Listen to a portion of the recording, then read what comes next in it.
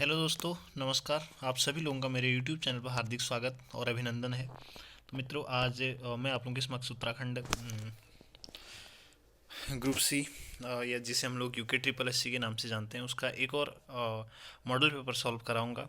मित्रों, आज ये मॉडल पेपर मैं आप सभी लोगों को दो भागों में बांट करके सॉल्व कराऊंगा, क्योंकि जो इससे बहुत जो है लेंथी या फिर बहुत लंबी वीडियो बन जा रही है, इसके कारण मैं इसको छोटे छोटे दो भागों में बनाऊंगा। 50 प्रश्नों का पहला पार्ट और 50 प्रश्नों का दूसरा पार्ट बनाऊंगा। तो आज देखिए मित्रों, आज हम पहले पार्ट को देखते हैं। पहले पार्ट में हम लोग पढ़ेंगे उत्तराखंड राज्य से संबंधित जितने भी प्रश्न हैं, महत्वपूर्ण प्रश्न हैं जो कि आने वाले परीक्षाओं के लिए अपेक्षित हैं, जिनकी हम अपेक्षा रखते हैं, उन प्रश्नों को बनाएंगे। तो मित्रों, आज का हमारा जो पहला प्रश्न है, स्वतंत्रता के अवसर पर, ठीक है ना, स्वतंत्रता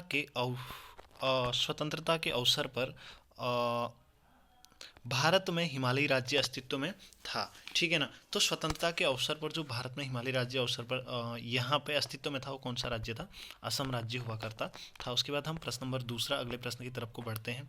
हमारा जो दूसरा प्रश्न है, इसमें कह रहा है कि भारत का दूसरा हिमालयी राज्य था। तो मित्रों, भारत का जो दूसरा हिमालयी राज्य था, इसका सही आंसर है जम्मू कश्मीर। ठीक है। उसके बाद हम अगले प्रश्न की ओर बढ़ते हैं।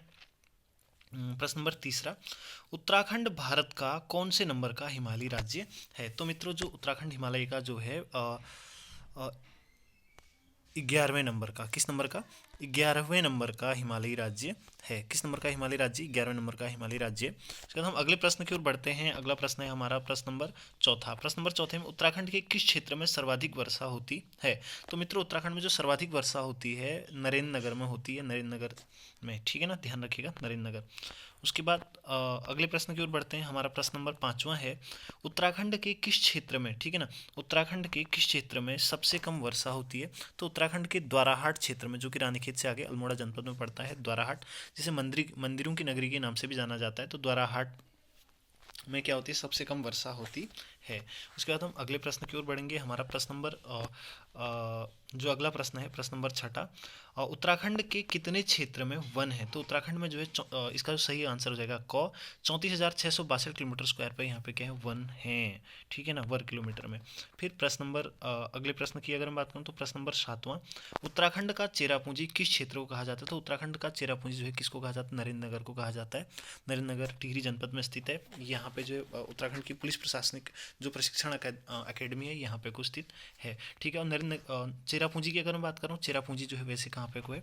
असम में अवस्थित है। कहाँ पे को अवस्थित है? असम में अवस्थित है। यहाँ पे जो है सर्वाधिक वर्षा दर्ज की जाती है। सॉरी, चेरापूंजी जो है इधर, हाँ। तो फिर अगले प्रश्न की ओर बात करते हैं। हमारा अगला प्रश्न है प्रश्न नंबर आठवां, प्रथम भारतीय राज्य जिसने पृथक आपदा प्रबंधन मंत्रालय, ठीक है ना, किसकी? पृथक आपदा प्रबंधन मंत्रालय की स्थापना की गई थी। ठीक है। प्रथम आपदा प्रबंधन मंत्रालय की स्थापना किसके द्वारा की गई थी? तो मित्रों, इसका जो सही आंसर हो जाएगा आपका ये जो है उत्तराखंड है। ठीक है ना, उत्तराखंड आठवें का सही उत्तर है। ठीक है। फिर हम आगे बढ़ते हैं प्रश्न नंबर 9वें की तरफ को। एशिया का सबसे पहला राष्ट्रीय उद्यान या राष्ट्रीय पार्क है, हेली नेशनल पार्क जो है, जो हेली नेशनल पार्क है, ये जो हिली नेशनल पार्क है, किस वर्ष स्थापित किया गया था? तो हिली नेशनल पार्क की स्थापना 1936 में की गई थी, और इसे जिम कॉर्बेट नेशनल पार्क के नाम से भी जाना जाता है। ये जो एक प्रकार का टाइगर रिजर्व है। ठीक है। फिर हम अगले प्रश्न की ओर बढ़ते हैं। प्रश्न नंबर 10वां है, उत्तराखंड में कितने राष्ट्रीय उद्यान हैं? तो मित्रों, उत्तराखंड में कुल 6 राष्ट्रीय उद्यान हैं। कितने राष्ट्रीय उद्यान है अभी तक? 6 राष्ट्रीय उद्यान है। ठीक है। उनमें सबसे बड़ा राष्ट्रीय उद्यान गंगोत्री राष्ट्रीय उद्यान है, जो कि उत्तराखंड के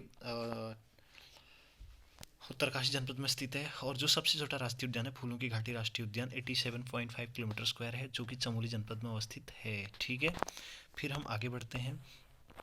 मध्य हिमालय की जनजातियों की, ठीक है, मध्य हिमालय की जनजातियों के सामाजिक और आर्थिक विश्लेषण के लेखक है, जो कि यह एक पुस्तक है। ठीक है ना, पुस्तक है। तो इसके लेखक कौन है? इसके जो लेखक हैं, DK नौटियाल। इसका आंसर ख सही है मित्रों। ठीक है। उसके बाद हम आगे बढ़ते हैं। प्रश्न नंबर 12वां, प्रश्न नंबर 12 में है, कश्मीर के शासक ललितादित्य मुक्तापीड द्वारा गढ़वाल विजय का उल्लेख किस में मिलता है? तो गढ़वाल विजय का उल्लेख किस में मिलता है? एक पुस्तक है, राज तिरंगणी। इसके लेखक कौन है? कल्हण है। तो इसमें जो है ललितादित्य मुक्तापीड के गढ़वाल विजय का उल्लेख हमको प्राप्त होता है। ठीक है। उसके बाद हम आगे बढ़ते हैं। प्रश्न नंबर 13वां है, कस्तूरी मृग का जो वैज्ञानिक नाम है वो क्या है? तो देखो दोस्तों, कस्तूरी मृग का जो वैज्ञानिक नाम है मास्कस क्राइसोगास्टर है। क्या है? मास्कस क्राइसोगास्टर। ठीक है, ये जो है हमारा कस्तूरी मृग जो है उत्तराखंड का राज्य पक्षी है। उत्तराखंड के राज्य पक्षी के साथ साथ ये जो है नेपाल का राज्य पक्षी, और साथ में जो है नेपाल का जो है मतलब नेपाल का भी जो है राष्ट्रीय पक्षी है। और जो हमारा पड़ोसी राज्य है हिमाचल प्रदेश, हिमाचल प्रदेश का भी क्या है राष्ट्रीय राज्य पक्षी है। क्या? सॉरी, माफ़ी चाहता हूँ मित्रों, यहाँ पे थोड़ा सा मिस्टेक हो गया था, थोड़ा बोलने में जल्दीबाजी हो रही है। कस्तूरी मृग, इस प्रश्न को मैं दोबारा रिपीट करना चाहूँगा। कस्तूरी मृग का वैज्ञानिक नाम है, तो कस्तूरी मृग का जो वैज्ञानिक नाम है मास्कस क्राइसोगास्टर है। ठीक है, ये तो हो गया। तो जो कस्तूरी मृग है ये जो है उत्तराखंड का राज्य पशु है। उत्तराखंड के राज्य पशु के साथ साथ ये नेपाल का राष्ट्रीय पशु भी है। और राष्ट्रीय पशु के साथ और भारत का जो उत्तराखंड का एक पड़ोसी राज्य है हिमाचल प्रदेश, ये हिमाचल प्रदेश का भी क्या है, यानी कि हिमाचल प्रदेश का HP, हिमाचल प्रदेश का भी राज्य पशु है। ठीक है मित्रों, फिर आइए हम आगे की तरफ बढ़ते हैं। लखुडियार, लखुडियार अवस्थित है। ठीक है ना, तो लखुडियार जो है उत्तराखंड के अल्मोड़ा जनपद में स्थित है। और ये जो है किस नदी के तट पर है? सुयाल नदी के तट पर। ये जो है एक प्रागैतिहासिककालीन स्थल है। ठीक, फिर हम आगे बढ़ते हैं। गोरखिया उडियार, गोरखिया उडियार अवस्थित है। तो गोरखा उडियार जो है चमोली जनपद में, उत्तराखंड का जो चमोली जनपद है, चमोली जनपद में अवस्थित है। ठीक है, फिर अगला प्रश्न नंबर 16 की मैं बात करूँ, यज्ञ कुंडों के अवशेष प्राप्त होते हैं। तो यज्ञ कुंडों के अवशेष हमको कहाँ से प्राप्त होते हैं? बाड़वाला से प्राप्त होते हैं। ठीक, फिर आगे बढ़ते हैं। भड़ शब्द का शाब्दिक अर्थ होता है। ठीक है, भड़ शब्द का जो शाब्दिक अर्थ है, उस भड़ से तात्पर्य होता है क्या? वीर। क्या होता है? वीर। ठीक है ना, फिर हम अगले प्रश्न की ओर बढ़ते हैं। गोविषाण का प्रसिद्ध, गोविषाण नाम से प्रसिद्ध स्थल है। तो काशीपुर का जो प्राचीन नाम है वो क्या है? गोविषाण है। ठीक, गोविषाण है। फिर हम आगे बढ़ते हैं अगले प्रश्न की ओर, अगली स्लाइड में। यहाँ पे को मौर्य सम्राट अशोक का जो शिलालेख होता है वो कहाँ से प्राप्त होता है? तो मौर्य सम्राट जो अशोक थे उनका जो शिलालेख प्राप्त होता है वो हमें कहाँ से प्राप्त होता है भैया? ये कालसी से। ये जो है अशोक का 13वां शिलालेख था। कौन से नंबर का शिलालेख था? 13वां शिलालेख था। और इसमें जो है अशोक के द्वारा पशुओं तथा मनुष्य की चिकित्सा व्यवस्था का वर्णन किया गया है। ठीक है, तो हम आगे बढ़ते हैं अगले प्रश्न की तरफ को। अगला 20वां प्रश्न है हमारा, उत्तराखंड राज्य में क्षेत्रफल की दृष्टि से, ठीक है, उत्तराखंड जो है भारत में क्षेत्रफल की दृष्टि से, ठीक है, कौन से नंबर का राज्य है? तो देखिए मित्रों, उत्तराखंड जो है क्षेत्रफल की दृष्टि से भारत का जो है 18वां राज्य है। ठीक है, अब देखिएगा आगे हम बात करते हैं। प्रश्न नंबर 21वां है, निम्न में से किसने श्रीनगर के मध्य जीर्ण शीर्ण अजयपाल के राजप्रसाद को देखा था? यानी कि जो अजय प्रसाद का जो राजमहल था उसको देखा था। राजप्रसाद से यहाँ पे तात्पर्य है जो कि अजयपाल के द्वारा बनाई थी। अजयपाल की मैं बात करूँ तो इन्हें जो है पवार वंश का वास्तविक संस्थापक माना जाता है। मित्रों, किसको माना जाता है? अजयपाल को। ठीक है, इसने 52 गढ़ों का एकीकरण किया था। तो फिर 21वें का जो सही आंसर हो जाएगा आपका कैप्टन हार्डविक, क्योंकि हार्डविक की हमें जो है गढ़वाल से हार्डविक की वंशावली भी प्राप्त होती है। उसके बाद हम बढ़ते हैं आगे 22वें प्रश्न पर। महाभारत काल में कुणिन नरेश सुबाहु की राजधानी कहाँ थी? तो महाभारत काल में कुणिन नरेश सुबाहु की राजधानी कहाँ थी मित्रों? ये आपका श्रीनगर, ठीक है ना, श्रीनगर में अवस्थित थी। ठीक है, फिर हम अगले प्रश्न की ओर बढ़ते हैं। कि पी श्वंग और न नाम से गोविषाण नगर का विस्तृत वर्णन किसके द्वारा किया गया था? युआन चांग के द्वारा किया गया था। युआन चांग जो ह्वेनसांग का वास्तविक नाम था। ठीक है, जो कि हर्षवर्धन के टाइम पे भारत आए थे और यहाँ पे। फिर अगला है, गोविषाण नगर का सर्वप्रथम सर्वेक्षण किस पुरातत्वविद के द्वारा किया गया था? तो इसका इसका सही आंसर हो जाएगा का कनिंघम। क्या हो जाएगा? कनिंघम इसका सही आंसर हो जाएगा। उसके बाद मित्रों हम आगे बढ़ते हैं अगले प्रश्न की ओर। यमुना नदी की सहायक नदी है अमलावा नदी के दाएं तट पर स्थित कालसी का प्राचीन नाम क्या था? ठीक है, कालसी, कालसी का जो प्राचीन नाम था मित्रों क्या था? फिर कालकूट। क्या नाम था? कालकूट इसका प्राचीन नाम था। ठीक है, उसके बाद हम अगले प्रश्न की ओर बढ़ते हैं। किसके द्वारा दिए गए दान में 1803 ईस्वी में आए विनाशकारी भूकंप से क्षतिग्रस्त रघुनाथ मंदिर का कालांतर में जो है जीर्णोद्धार हुआ था? रघुनाथ मंदिर, पहले मैं बात करता हूँ रघुनाथ मंदिर की। जो रघुनाथ मंदिर है देवप्रयाग में है। देवप्रयाग में भागीरथी तथा अलकनंदा, सास और बहू कहते हैं, इन दोनों का संगम यहाँ पे को होता है। तो रघुनाथ मंदिर का जो जीर्णोद्धार हुआ था दौलतराव सिंधिया के द्वारा दिए गए दान के द्वारा किया गया था। ठीक है, जो 1803 में भीषण विनाशकारी भूकंप आया था गढ़वाल में, जैसा कि आप सभी लोग जानते हैं, तो उसमें ये जो है क्षतिग्रस्त हो गया था। फिर मित्रों हम आगे बढ़ते हैं अगले प्रश्न की ओर। केदारखंड में वर्णित गोस्थल एवं राजस्व अभिलेखों में उल्लेखित गोथला, ठीक है, गोथला ग्राम ही है। ठीक है, तो प्रश्न नंबर 28 का सही आंसर हो जाएगा गोपेश्वर। ठीक है ना, 28 का सही आंसर गोपेश्वर हो जाएगा। गोपेश्वर को जो है केदारखंड में गोस्थल या फिर गोथला के नाम से जाना गया है। ठीक, फिर अगला प्रश्न है वर्तमान जो उत्तरकाशी थी उसका प्राचीन नाम क्या था। ठीक है ना, तो उत्तरकाशी का जो प्राचीन नाम था वो था आपका बाड़ाहाट। ठीक है ना, बाड़ाहाट। उसके आइए हम अगले प्रश्न की ओर बढ़ते हैं। अगला प्रश्न, केदारखंड में सौम्य काशी नाम से इस स्थल का वर्णन मिलता है। ठीक है, उत्तरकाशी को केदारखंड में किस नाम से भी जाना गया है, इसको जो है सौम्य काशी के नाम से उत्तरकाशी को जाना गया है। किसमें, केदारखंड में। केदारखंड और मानसखंड का नाम आप लोगों ने सुना होगा। ठीक है, ये स्कंद पुराण के दो भाग, स्कंद पुराण में गढ़वाल वाले क्षेत्र को केदारखंड कहा गया है और कुमाऊं के लिए मानसखंड शब्द प्रयुक्त किया गया है। ठीक है, फिर है प्रश्न नंबर 31 है प्रारंभिक कत्यूर वंश के शासकों की राजधानी थी। तो प्रारंभिक कत्यूरी वंश के शासकों की जो राजधानी थी वो कहाँ पे होती, बैजनाथ। बैजनाथ बागेश्वर जनपद में, आप लोगों ने गरुड़ तहसील का नाम सुना होगा, तो वहीं पे को अवस्थित है। ठीक है, उसके बाद हम आते हैं अगला प्रश्न नंबर 32 में। प्रश्न नंबर 32, टनकपुर पिथौरागढ़ राजमार्ग पर अवस्थित चंदों की प्राचीनतम राजधानी के रूप में जाना गया है। तो ये चंपावत थी। चंपावत जो है चंदों की प्राचीनतम राजधानी हुआ करती थी। ठीक, उसके बाद हम अगले प्रश्न की तरफ को आते हैं। प्रश्न नंबर 33, इसमें है टनकपुर राजमार्ग पर, ठीक है, अवस्थित चंपावत में से जो है चंदों के प्राचीनतम दुर्ग कोटलगढ़ के अवशेष क्या होते हैं, हमें प्राप्त होते हैं। तो ये कहाँ से प्राप्त होते हैं हमको, ये जो है राजभूंगी नामक टीला, एक राजभूंगी नामक टीला है, वहाँ से हमको क्या होते हैं, प्राप्त होते हैं। राजभूंगा का किला आप लोगों ने सुना होगा, वहीं पे वो सोमचंद के द्वारा राजभूंगा किले का निर्माण किया गया था, जैसा कि आप लोग जानते हैं। और सोमचंद जो है चंद वंश का संस्थापक भी था। फिर हम आगे बढ़ते हैं प्रश्न नंबर 34 में। प्रश्न नंबर 34 में देखिएगा, जनपद देहरादून में स्थित इस स्थल से राजकुमारी ईश्वरा का शिलालेख मिलता है। तो जो राजकुमारी ईश्वरा का जो शिलालेख मिलता है हमको कहाँ से मिलता है, जौनसार बाबर से क्षेत्र से मिलता है। और जो राजकुमारी ईश्वरा थी ये कौन थी, ये जो एक प्रकार की एक यादव राजकुमारी थी। इससे हम अनुमान लगा सकते हैं कि उस काल में यहाँ पे को मतलब दूसरी या तीसरी शताब्दी में इस यहाँ पे को यादवों का यमुना नदी की तलहटी वाले क्षेत्र में यादवों का शासन रहा होगा, ये अनुमान लगाया जाता है इतिहासकारों के द्वारा। ठीक है, उसके बाद हम आगे बढ़ते हैं। प्रश्न नंबर 35 में भारतीय संदर्भ में प्रथम ऐतिहासिक माने जाने वाले कलहण की राजतरंगिणी में ललितादित्य के अभियानों की सही कड़ी में उत्तराखंड का उल्लेख किस नाम से होता है। तो उत्तराखंड को इसमें किस नाम से जाना गया है, स्त्री देश के नाम से जाना गया है। किसमें, कलहण की राजतरंगी पुस्तक में। ठीक है, कलहण जो है गढ़वाल के शासक, नहीं सॉरी, कश्मीर के शासक ललितादित्य मुक्तापीठ के कवि हुआ करते, मतलब उनके दरबार में थे। ठीक है, तो फिर हम बढ़ते हैं अगली स्लाइड की ओर, प्रश्न नंबर 36 में। ठीक है ना, तो मित्रों प्रसिद्ध भूगोलविद टॉलमी ने दूसरी शताब्दी ईस्वी पूर्व व्यास, गंगा और यमुना के ऊपरी क्षेत्र में किस जाति के वास का उल्लेख किया गया है। तो इसमें जो है जो कलहण थे, सॉरी टालमी थे, टालमी के द्वारा कुड़िंद, यहाँ पे कुड़िंद जाति के शासक, यहाँ पे शासन के बारे में उल्लेख किया हुआ है। फिर प्रश्न नंबर कुड़िंद जो है, कुड़िंदों के बारे में अगर मैं आप लोगों को बताऊं ज़्यादा तथ्य, तो कुड़िंद जो है उत्तराखंड में शासन करने वाला पहला राजवंश था।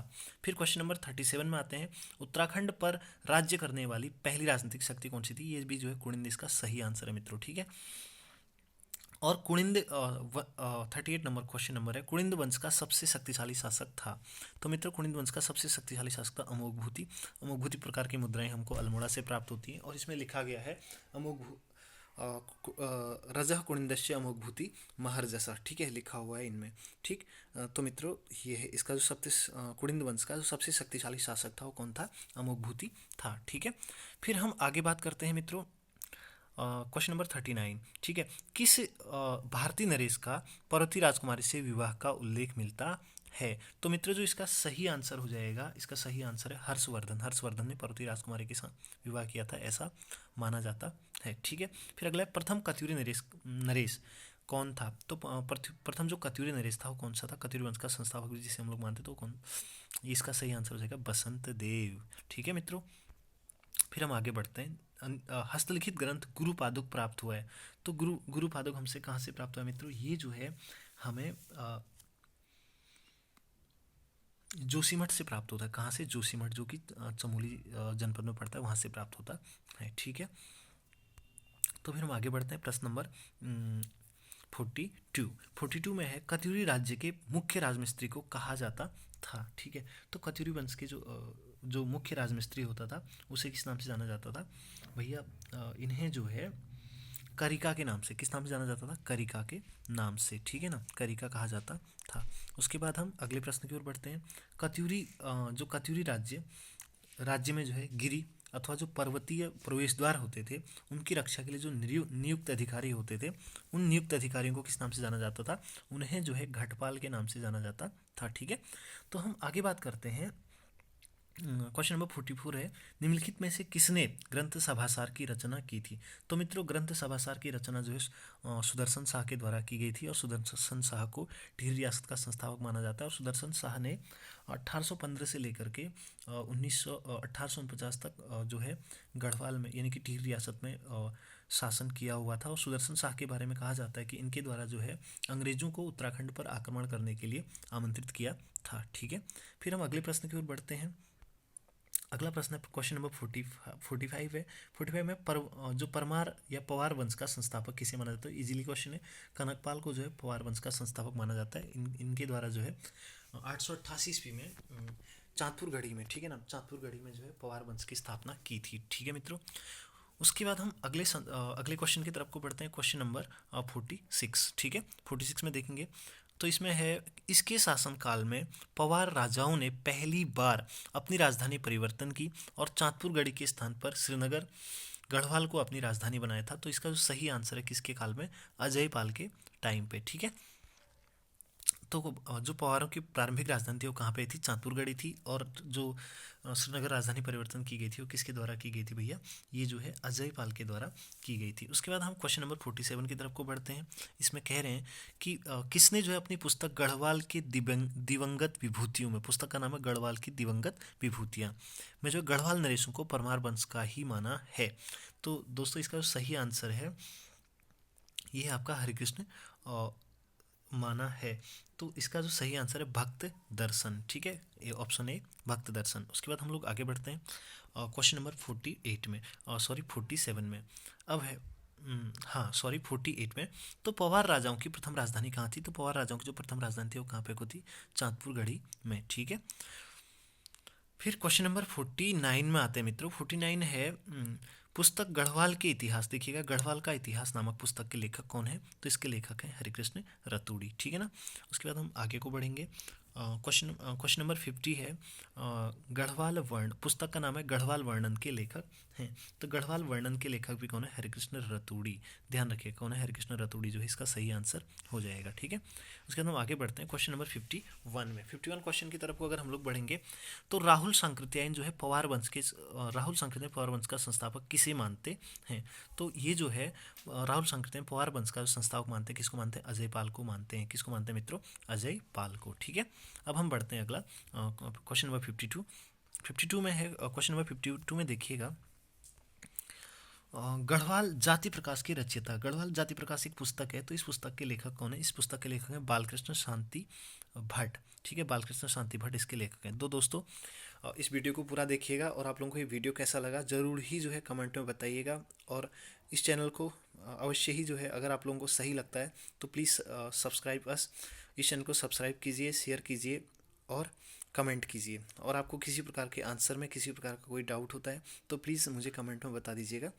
तो इस वीडियो को देखने के लिए आप सभी लोगों का बहुत बहुत धन्यवाद और अपेक्षा करता हूँ कि आप सभी लोगों को यह वीडियो अच्छा लगा होगा।